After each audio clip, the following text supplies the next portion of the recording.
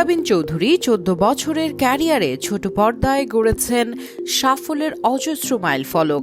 ওটিটির দুনিয়ায় হয়েছেন দর্শকদের নয়নের মণি। তবুও ভক্তদের মনে ছিল একটাই প্রশ্ন, কবে প্রিয় শিল্পীর দেখা মিলবে বড় পর্দায়?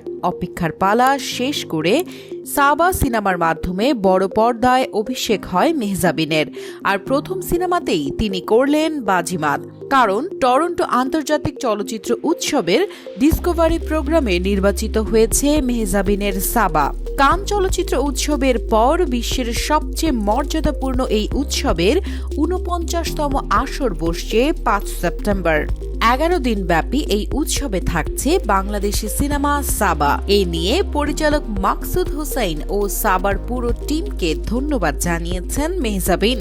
সামাজিক মাধ্যমে তিনি লিখেছেন, আমার প্রথম সিনেমায় আমি চেয়েছিলাম এমন একটা চরিত্রকে পর্দায় তুলতে যা অডিয়েন্সকে অন্তত অল্প কিছু সময়ের জন্য হলেও ভাবায়, এবং অবশ্যই যেই চরিত্র দেশীয় ও আন্তর্জাতিক দুই পরিসরের দর্শকের সাথেই মেলবন্ধন তৈরি করে।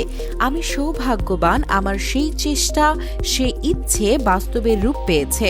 সাবার এই আন্তর্জাতিক স্বীকৃতি শুধু মেহজাবিন বা মাকসুদ হোসেনের জন্যই নয়, পুরো বাংলাদেশের জন্য গর্বের। তাদের এই সাফল্য বাংলাদেশের চলচ্চিত্রকে আরো উঁচুতে নিয়ে যাবে।